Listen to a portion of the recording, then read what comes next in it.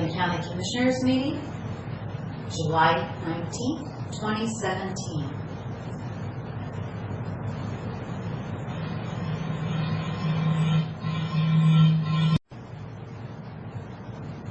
Franklin County Commissioners meeting, July 19th, 2017.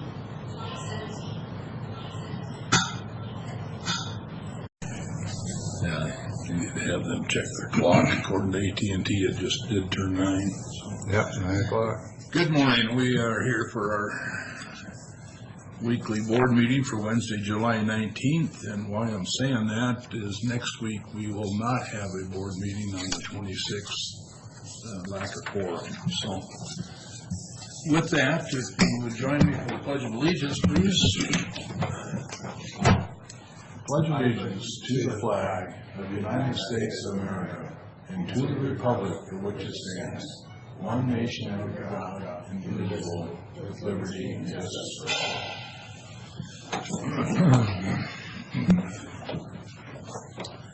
Starting right off the morning here is public comment. We have some comments from the public this morning.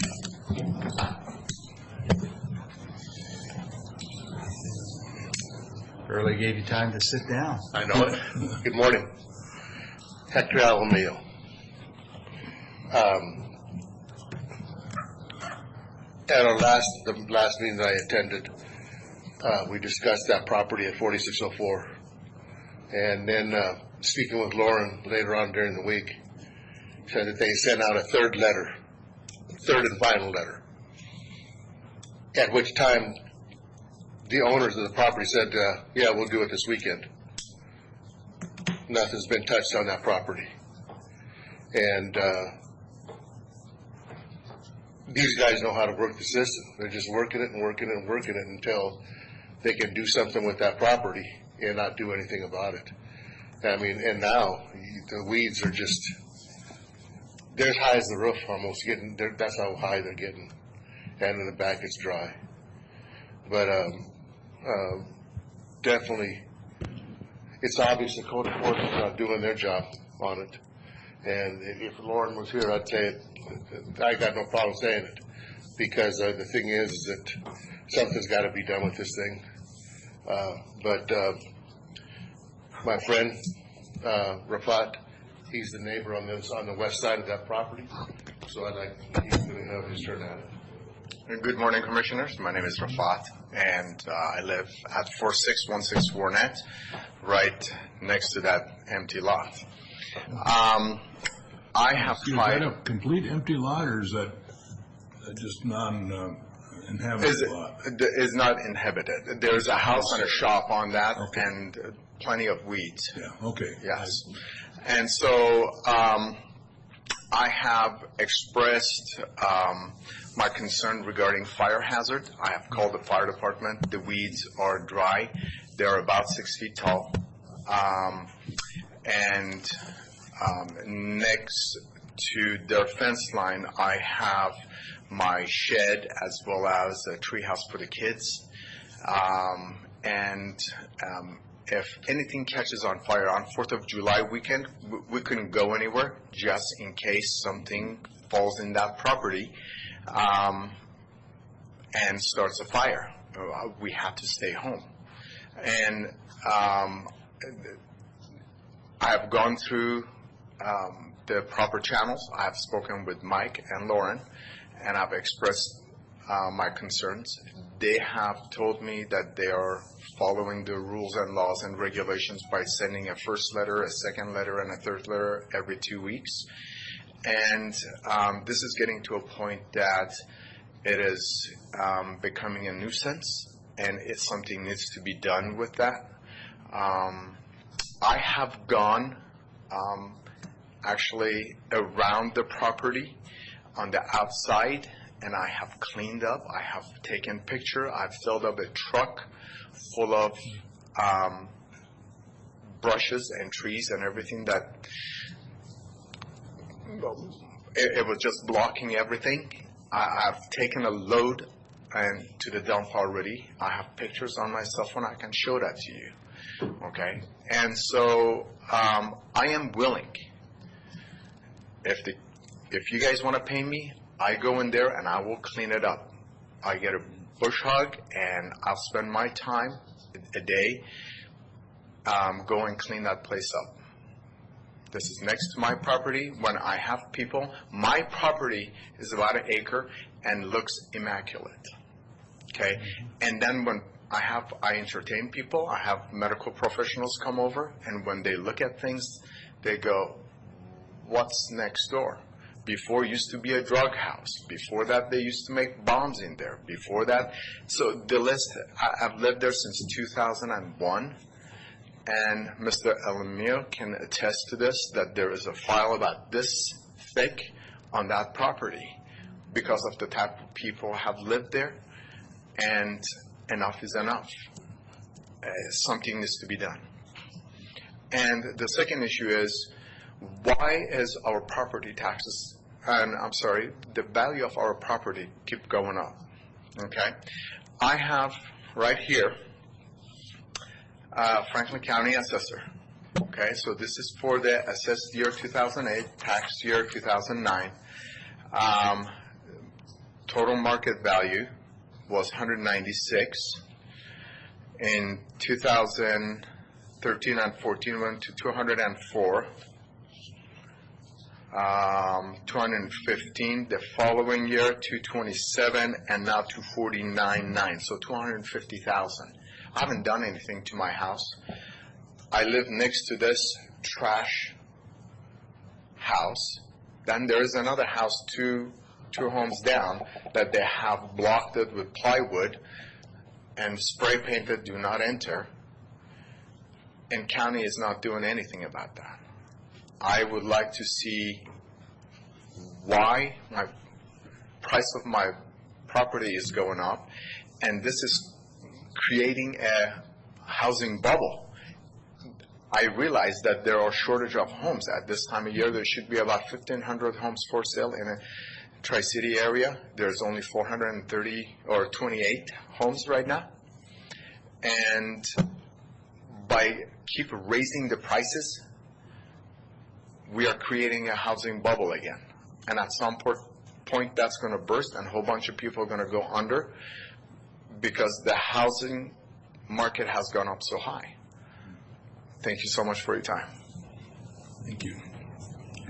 Well, you know, I've always said these policies we have really have no teeth to them, because I see a lot of lots out there. In fact, I've got one right beside mine that isn't living to like how they should be, and it's in live development, which is very frustrating for me.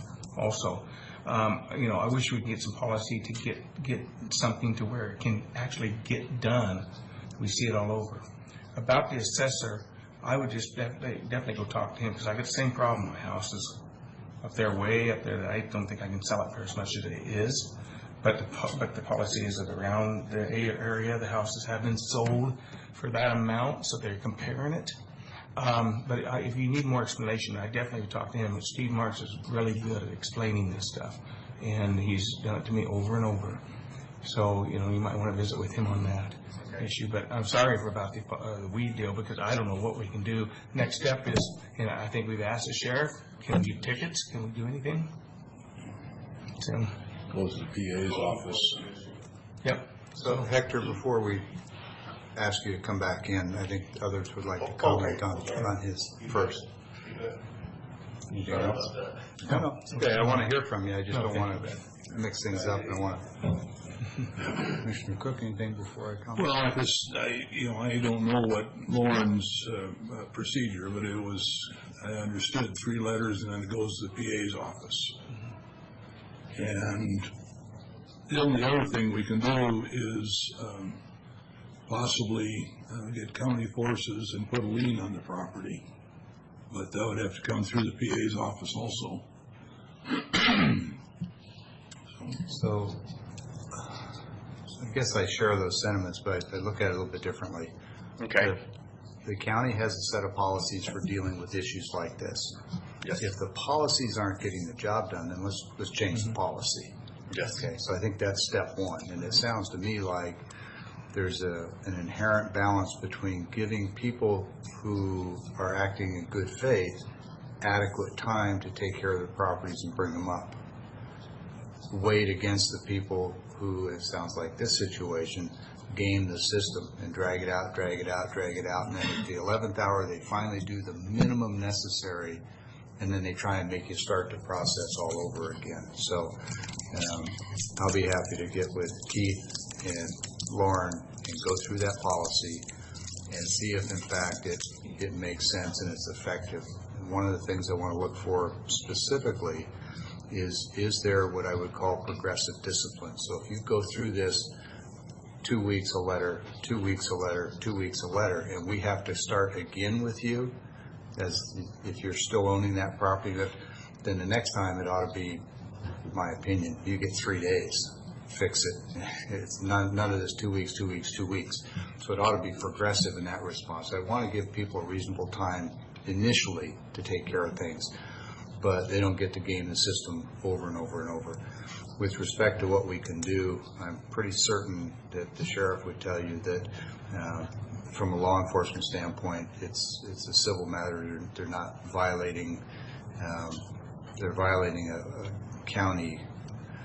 I don't know if it's technically, if it's an ordinance, I guess we'd have to look. If it's a county ordinance, then it becomes a county law, and then it does become a law enforcement issue, but I'm not going to try and push this into the sheriff's corner because he's got more important things to do.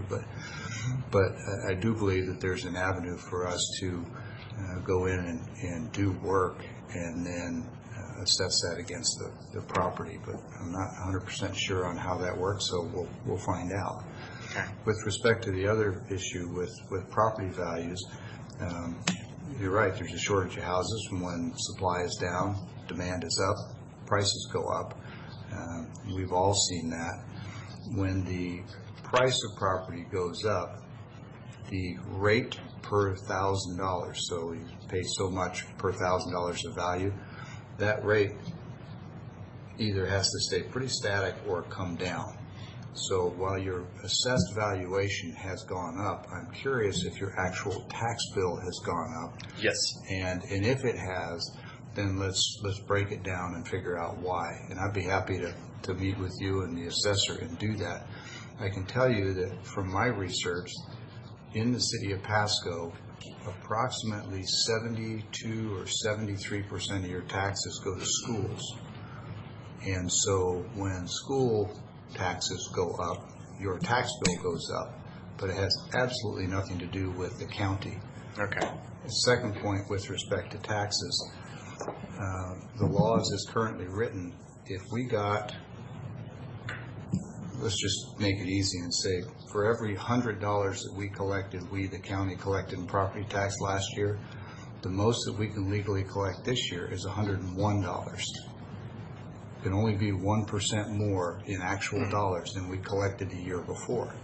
So the increase in tax doesn't happen here, because even if we take the maximum lawful amount of the 1%, it still only has potential to raise your tax 1%.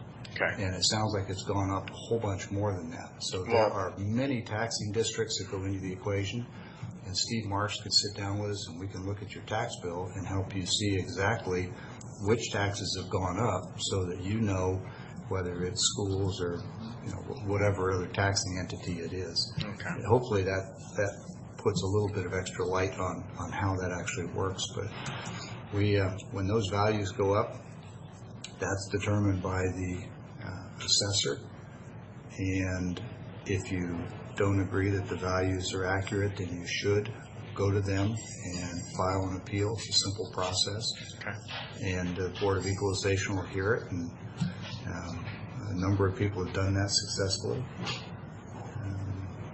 Just trying to think of what else I can tell you that would be constructive, that would be useful.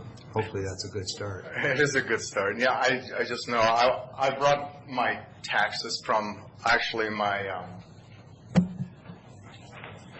mortgage statements all the way from 2013, and I was paying $228 for taxes per month, right. And now I am paying $345. Yeah. Well, we the county are capped on the total amount of dollars that we can collect. So, I'll give an exaggerated hypothetical example to make a point. if your property suddenly went up to $100 million in value and somebody else's went down to $1 in value, then what happens is that the taxes collected, you end up paying a whole bunch more and they end up paying a whole bunch less. The county can still only collect what we collected the previous year plus 1%. Okay. But how that gets distributed and who pays how much can change significantly when values in one part of town go way up and values in another part go down. And that judgment is done 100% by an independent elected official, your county assessor. Okay. Not trying to push it off. I'm trying Right. to create understanding of how the process works. Okay. Does that help? I appreciate that. Yeah. Okay. And as far as my willingness to go and clean up the property next door, I have no problem with that. Sure. I think we have 4 volunteers already between the Right. sheriff and me. and I'm being very serious. I have a truck. As a matter of fact, I did a whole bunch of cleanup in my own backyard as far as the trees and everything else, making everything look good. Filled up the truck. I'm ready to take it to the dump. But I'm willing to go there, spend a day or two, and clean all of that mess up. There are trees that are growing that is pushing against my fence line, that is pushing my fence line in. That needs to be taken care of, beside all the dry weeds and everything else. We have rodent issues because of that. We have skunks, we have rats that are coming through my property from that property. I don't think there's anybody that questions that, one, that you would be a great neighbor because of the way you've described your property. 2, that you've got a horrific neighbor next door. And 3, we need to give that property owner the benefit of following the county policy. And if that's not getting the job done, then we need to address whether or not that policy is adequate and whether it needs to be tightened up. And lastly, I can empathize a little bit. I have a 5.5 acre lot next to me, and the weeds are taller than me. Yeah. So I understand. I really do.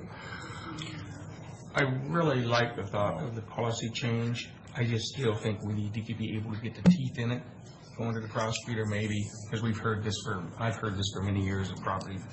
So, what is holding the commission members from voting on changing the laws and regulations? These 3 can, but we got to go to the attorney, the PA, most likely to do that correctly. I see. So- For the legal reasons. So opinions vary on that subject. Okay. While I respect Commissioner Miller's opinion, his point of view, I think this board has all the authority it needs to change the policy. It would be wise for us to have the prosecutor's office, because they act as our attorneys, look at it for us. But we have the authority to change it. What we have needed up till now is good examples of cases where the policy has not been adequate, because if you're going to change a policy and make it more onerous and more burdensome on citizens, you really need to have some good justification for why you're doing that. Yes. And I think you're both giving that to us, is that we've got this case that has drug on far too long, and I think tightening it up makes sense. But I'm especially interested in what I was talking about earlier, which is they go through the process once. If they repeat, they don't get to start over at square one. It's progressive. Yes. And if we have to continue on, then it's not 2 weeks. It's a matter of a few days. Yes. And if they don't do it, then the county ought to be able to go in and at county expense clean it up and then charge that to the property owner. And if they don't pay it, at some point, it's like when they don't pay their taxes, it eventually can go to auction. Okay. But there is a legal process in there, as Commissioner Miller alluded to, that we'd want to make sure that we didn't do something all unlawful and end up getting the county in a lawsuit. Well, yeah, and I fully understand, and I fully understand that the law has to be there for a reason, and we have to follow the law procedure. And I like your idea that once they go through the first set of 3 letters, and then the next time does not start all over again, because this owners, they have been doing that. Right. It takes them a year to come clean up, then starts all over again, writing letter, threatening, and then they do it again, wait for another year. There is no reason for that. Yeah. And it may be, the mechanism might be some sort of a probationary period that says for the next year, if there's any further violations, you only have 72 hours to fix it. Then after that, maybe it starts over. I don't know, we just have to look at what we can, as Commissioner Miller pointed out, what we can legally do. Great. Thank you so much for your time, gentlemen. Appreciate it. And just to be clear, I'm offering to meet with you and the assessor or Lauren or anybody. Just let me know if you want to do that. Absolutely. Thank you so much, sir. Hector, you had some other stuff you wanted to add? Just about the speed control. That's about all. If there's been any kind of update from Matt. I think that's who's handling it. Matt. Has he gave? Matt's here. Oh, hell, I forget every time I hear you, Matt. I'm sorry. I got a file on my back counter that stands about that high right now of data on traffic calming, and now it's just trying to go through that, and quite a bit of information out there. So try to figure out the best way and try to pare it down and present it to Keith. Matt, do you have some timeline as when you think you can give Keith your assessment from a county road standpoint? Because obviously the board's going to be looking for Keith to come to us with a recommendation as to whether or not the current situation, although not ideal, is the best of the options, or recommend some other option like a speed bump, a speed table, or something else. That'd be just. You don't have anything else going on, do you? Yeah, I'd just be stabbing in the dark right now. Okay. It definitely is a priority. Unfortunately, there's a few other things right now that are pressing, and I'm looking forward to getting back onto that item. But I'll just say I'll go through everything again here within the next day or two, and I'll get with Keith, and we'll try to narrow down a timeline to get some information to him, so a recommendation can be taken. And I don't know about the rest of the board, but for me, I'm not looking for a white paper on speed bumps. I'm just looking for your opinion as a longtime public works guy as to what you think is a practical solution to a problem like this. So, and I appreciate all the research, but don't feel like you have to go read them out and stuff. You've got years and years of experience with this. I just would like for you and Keith to get together and give the board the benefit of some staff opinion on where we ought to go. Because otherwise, we're likely to do anything. I mean, you don't know. Thank you very much. Okay, thanks, Hector.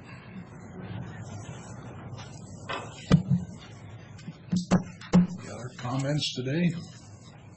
Okay, we'll carry on office business, approval of payroll and warrant registers.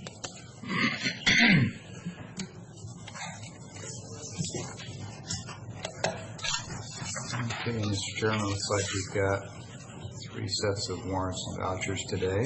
We'll start with fund expenditures.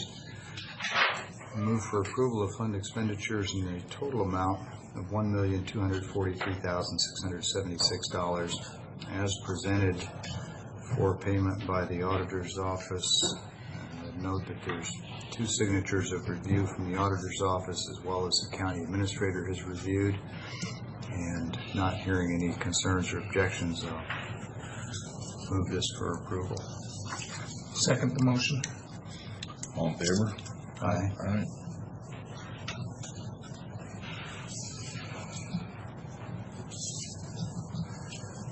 Next are salary clearing payroll and emergency management payroll. Move for approval in the total amount $726,124.36. And note that this too has been reviewed by the auditor's office with 2 signatures of review from that office. Second. All in favor? Aye. Aye. And lastly, we have county road and motor vehicle warrants in total amount of $110,468.29. And this too has been through the auditor's office review with 2 signatures of review from that department. Move for approval. Second. All in favor? Aye.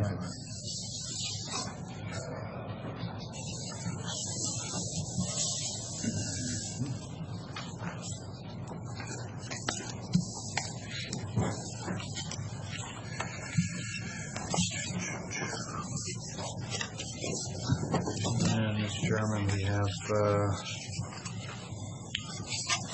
looks like a total of 9 consent agenda items today. I'll go ahead and move for approval as presented. Request some discussion on a couple of items. Second. Okay, discussion. I see that Ms. Austin is here, and if you've got a minute, Pat, and you'd be willing to share, I'm interested on these negotiations. We've kind of gone back and forth a little bit over the years with the bailiffs. They've had some special expenses they wanted help with. I think it was uniform coats, and I guess I'm just looking for an assessment of how you feel about this agreement. Did we uphold our end as Franklin County? Any advice for us going forward? I think we had good negotiation sessions. Carly was in. With regard to the court, we our area of input stops at management rights. The counties are the ones that negotiate the benefits and salaries and any monetary impact. We have requested uniform jackets in the past, and through our budget process, when the bailiffs unionized, then we put it in union negotiations, and we haven't put it in the budget. This year, through discussions, I believe a commitment was made that it would be put in our budget requests for next year for both counties. However, I will say that I think that the bailiffs were hoping to receive more than just jackets, and there was some back and forth regarding that, and I think that I will be coming in during budgets requesting jackets as we have in the past, and keeping the management team's commitment as it was when we left at the end of negotiations. And I didn't mean to imply that it's just about jackets, and I don't think you do either. That's the thing that came to mind. One of the problems we're having, and I discussed this, and I don't know the fix for it because we're having trouble recruiting bailiffs, and we even on our on-call bailiffs, they're not in the union. We raised their hourly rate to try and attract more candidates that are qualified. I still haven't gotten qualified applicants.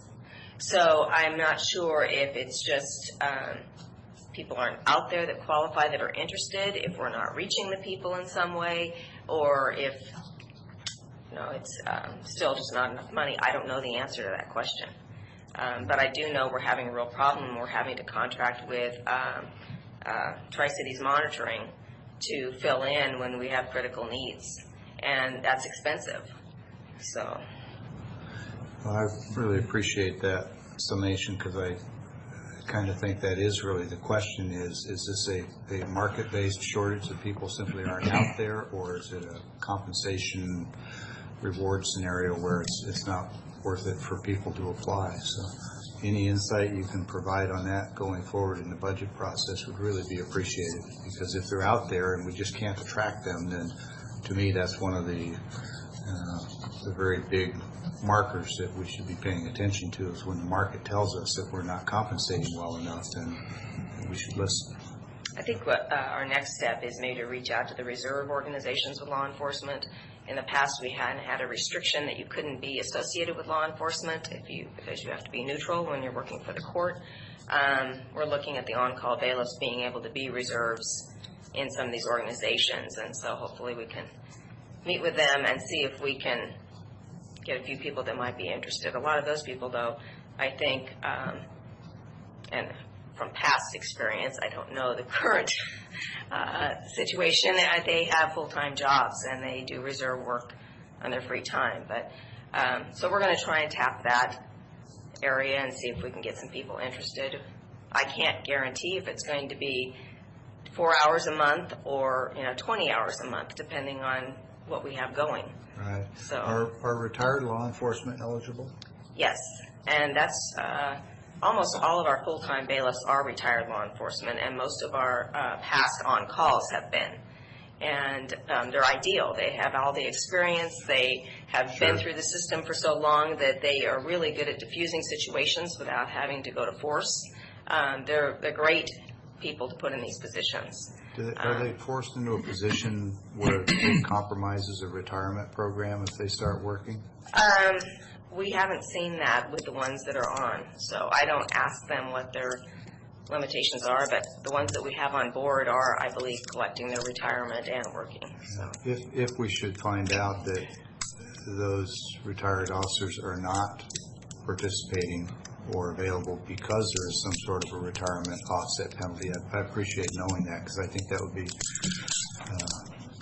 potentially a great topic for a bill in Olympia, is to simply give relief. If we're having a shortage and we've got good people out there who want to do the work but they're being penalized on a state retirement, then that's something that would be I think, rewarding to try and go fix. Well, I'll talk to some of the ones I have on staff now that are full-time bailiffs, because I know I have one who retired from WSP, one from Richland, one from West Richland,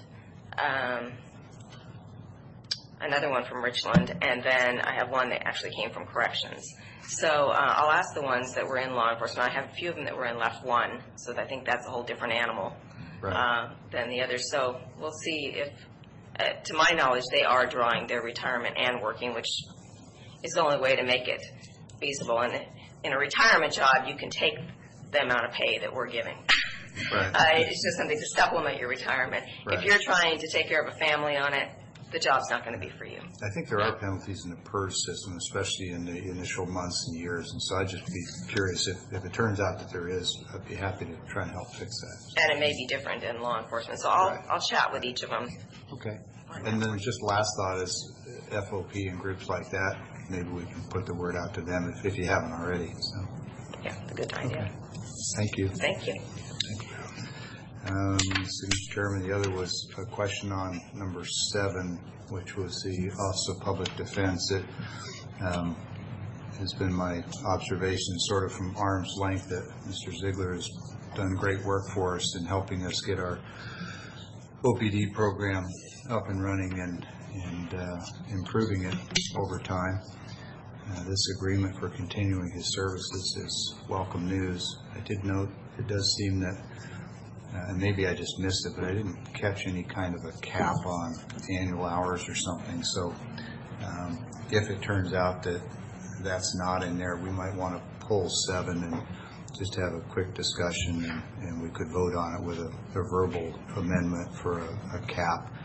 The concern there is that we don't want to have an open-ended agreement without a budget to cover it necessarily. If I may interject, if that's appropriate, in the original contract we signed with Mr. Ziegler, we did have a cap on it. Either I missed it or didn't include it in this draft version, so I think an appropriate cap for an annualized rate would probably be about 1,200 hours. And if we need to exceed that, we'll come back to the board for amendments or revision of the contract. But that, based on experience of how many hours he's been working in the past, if the board is willing to entertain that, as Commissioner Peck said, a verbal amendment to the agreement, then you can approve that today. So, Mr. Chairman, I've got a motion on the table. It's been seconded for approval of the consent. I'd like to withdraw that motion, ask the second to concur. I would concur. Okay, then I would move for approval of the consent agenda as presented, except or absent item 7, which I'd like to handle separately, and I think we can do that quickly as just described. Okay. All in favor? Still waiting for a second. Second. Okay. All in favor? Aye. Aye. Okay, Mr. Chairman, with respect to item 7, I'd move for approval not as presented, but as presented with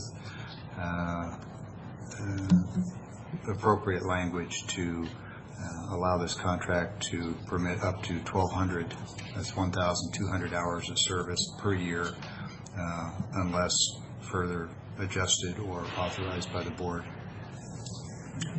Second. All in favor? Aye. Okay, that way I think we've covered all 9, and we can make that quick change to the contract. That's good.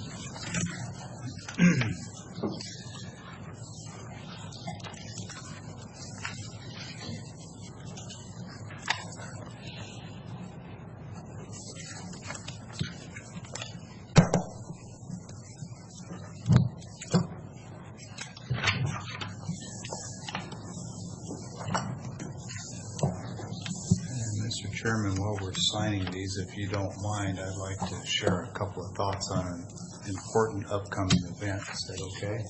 All right. So I understand that on August 1st, there's going to be a little fundraising activity up north, right, Sheriff? National Night Out, yeah. National Night Out, and that's going to be where? Basin City in the park. Basin City in the park, and they're going to have a dunk tank there, and I know that you two occasionally get frustrated with my seemingly endless questions and challenges to the status quo and pretty much everything else, speechifying, as they say down south. And so I'd like to offer you the opportunity to do a great thing for the community and settle with me at the same time. So I'm willing to volunteer to go sit in that dunk tank if you guys are each willing to show up with a $100 bill, and they'll give you a bunch of balls and you can just chuck at them until you dunk. In fact, I'll stay there all night. What do you say? That's a challenge. Well, maybe you'll at least think about it. But it's one of the few opportunities you're going to get to throw stuff at me that I'm not going to throw stuff back.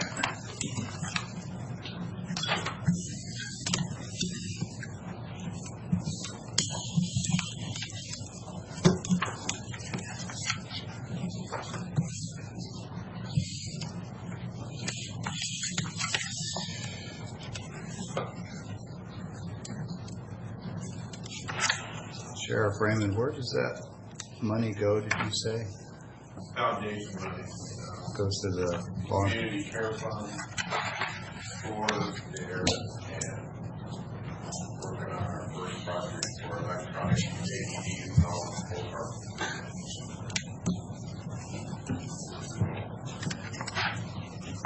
Even if you're have some physical illness, can't be done. Probably a good opportunity. I tell you, if they show up with a $100 bill, I'll even let them run up and push the thing themselves. There you go. They don't even have to throw the ball.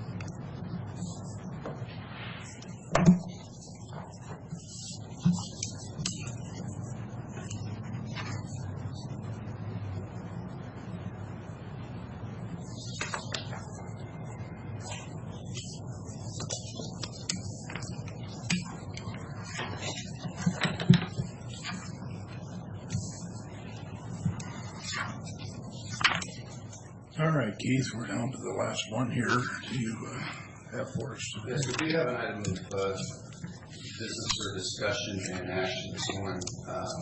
As you will recall, back in February, the board authorized the declaration of an emergency in the field flooding and washing out of County Road and allowing the Public Works and County Roads Department to remediate that as quickly as possible. Most of that work has been completed, and in that process, we have received notification that the federal government is participating in FEMA declaration of emergency. Our challenge here, though, is one of cash flow. The money that will be forthcoming from the federal government is not immediate. There's not a specific time frame, but we expect that to be coming in through the fall. It may take some time for us to receive that FEMA money. As a result, the County Road Department has expended pretty much all of their current year financial resources to solve the immediate problem of getting roads back to functional use. And we are requesting that the board approve a loan from the county reserve to accommodate cash flow needs through the end of this year and until such time as the federal money and state money is fully received. I think you're probably also aware that the state has not adopted their capital budget. They're in special sessions to get that done. So again, timing of when we would receive those proceeds is still subject to some question. We are reasonably certain that both federal and state money will be coming, but it's difficult to predict exactly when. But in order to continue operations in the County Road Department for the current year, that's what we're requesting loans from the reserve fund to be able to keep current on our other requirements. And then as that federal money and state money comes in, it will repay that loan back to the reserve. Bottom line is this is not an adjustment to the county road budget per se. We're not asking them to spend extra money than what was already approved in the budget. It just allows them the cash flow to get through the end of the year. We would anticipate as property taxes are paid typically in October that a good portion of that money that is usually funding operations in the department to be available as well to reimburse the local reserve fund. So we anticipate the reserve fund will be made whole. This gives us an opportunity to, I think the payment deadline is December of 2018. It gives plenty of time to deal with the federal government and state government and tax collection. But that's the request of the department, and has the support of myself, of the budget committee that yesterday discussing this. They're in agreement that this is probably the best financial course of action for the county right now to give us flexibility that we need, but also address the immediate concerns around cash flow for the department. Matt's here, he's the one that's provided the details on financial information for the department. I'm sure you have to answer specific questions, but are asking for consideration of this resolution 2017-211 to be approved so that we can make sure that their obligations are met.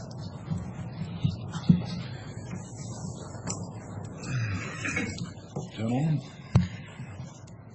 Well, Mr. Chairman, I support the request. I want to make a quick point, and then I've got about 3 questions. Just put them all out there at once, and anybody can answer them. First of all, when I got here in 2009, I heard stories of the county having to take out loans, both from commercial banks and from the Public Works Fund, just to cash flow and pay our employees between the annual collection of taxes twice a year. We had about $40,000 in total cash reserves for the whole county, and I want to commend the whole county, not just this board to set the policy, but the people in the treasurer's office, the auditor's office, the county administrator's office. We've come a long ways, and now we've got in excess of $2 million in cash sitting in a fund, which really, frankly, in my opinion, isn't enough, but it's a heck of a good start, and it's a whole lot better than $40,000.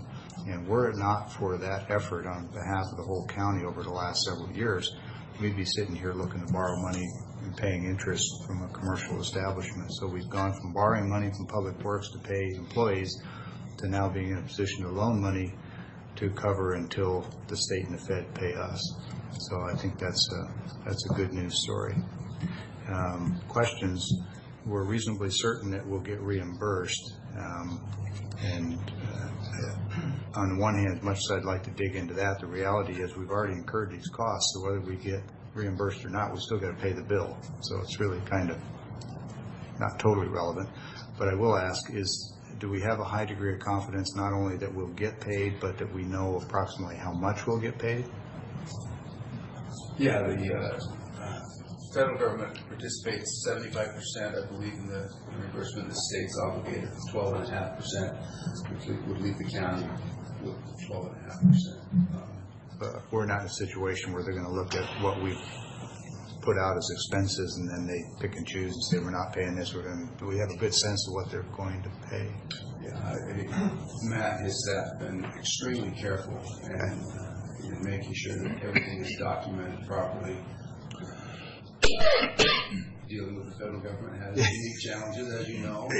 Sometimes the rules change a little bit, but Matt and his group have been very responsive to make sure that the latest set of forms have been filled out. And I understand, too, we're dealing with the new administration in Washington,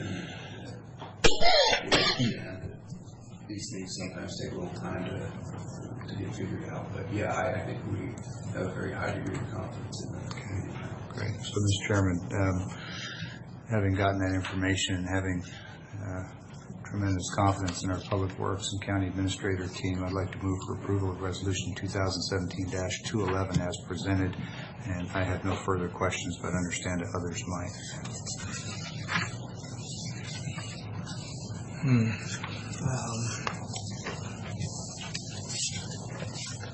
Well, I think everything in the paper here explains. I think it's the right thing to do, what we're going to have to do. So I can go along with the motion and we're supposed to support it. And I sat in on the budget meeting yesterday and it was fully explained and I totally support it.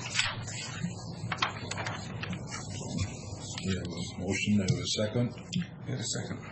All in favor? Aye. Aye. You have the signature copy. This is a read copy.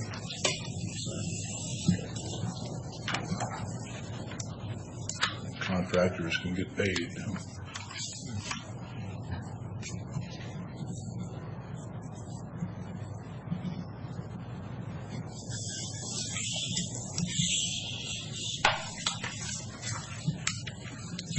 That's all. That's all you have this morning? Okay.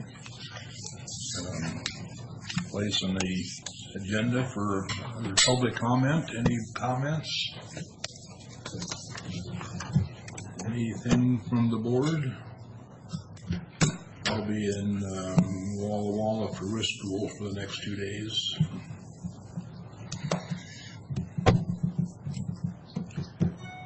I have nothing really to discuss at this point, just hit my meetings I need to go to. Commissioner Cook, you have somebody who's going to fill in for Council of Governments on Friday? I'll be back. Oh, you'll be back? Yeah. Okay. All right. Yeah. Anything else? Nope. Hearing nothing, we are adjourned.